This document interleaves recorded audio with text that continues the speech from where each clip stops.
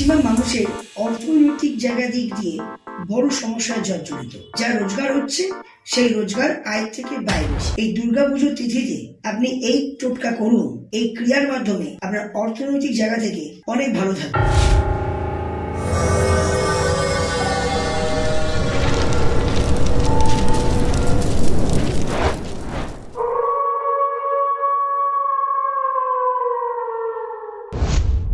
নমস্কার, আমি আচার্য দেবজিৎ অ্যাস্ট্রো দেবজিৎ চ্যানেলের সকলকে আমার স্বাগত। ম্যাক্সিমাম মানুষের অর্থনৈতিক জায়গা দিক দিয়ে বড় সমস্যায় জর্জরিত। যা রোজগার হচ্ছে সেই রোজগার আয় থেকে বাইরে। আগামী মহা শুভ তিথি দুর্গাপুজো আসছে। এই দুর্গাপুজোর তিথিতে আপনি এই টোটকা করুন, এই ক্রিয়ার মাধ্যমে আপনার অর্থনৈতিক জায়গা থেকে অনেক ভালো থাকবে। কি সেই ক্রিয়া? দুর্গাপুজোর এখনো মোটামুটি 15-20 দিন বাকি আছে। আপনি সোনার দোকানে গিয়ে 5 গ্রাম একটা রূপোর কয়েন বানান। সেই রূপোর কয়েনে মা লিখিয়ে রাখুন, বানিয়ে ঘরে নিয়ে চলে আসুন। আর দুর্গাপুজো যখন শুরু হচ্ছে, দুর্গাপুজোর তিথির নবমীর তিথিতে আপনি নিজের নাম গোত্র সহ ফুল, মালা, মিষ্টি, ধূপ আর সেই 5 টাকার কয়েন, আপনি সেই কয়েনটি যেটা আপনি মা লিখিয়েছেন, সেই কয়েনটি আপনি সহ মন্দিরে নাম গোত্র দিয়ে পুজো দিন।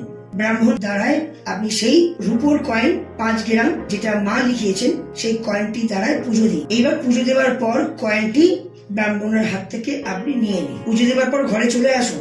নিজের মাকে, গর্ভধারিণী মা, নিজের মাকে ওই কয়েনটি আপনি হাতে দিয়ে দিন।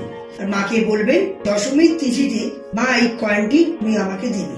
যাদের মা স্বর্গলাভ করেছেন তাদের উদ্দেশ্যও এটা বলি যে আপনি তাহলে ব্রাহ্মণ দ্বারা যে কয়েনটা পেলেন সেই কয়েনটি আপনি নিজের আপনার ব্যবসা স্থানে ক্যাশ কাউন্টারে রাখবেন। আর যাদের মা আছেন তাদের উদ্দেশ্যে বলছি, আপনি নিজের মাকে এই কয়েনটি দিয়ে দেবেন। আর দশমীর তিথিতে মায়ের থেকে ওই কয়েনটি আপনি আবার চেয়ে নেবেন। নিয়ে আপনি আপনার ক্যাশ বাক্স আলমারিতে আপনি এই কয়েনটা রাখবেন।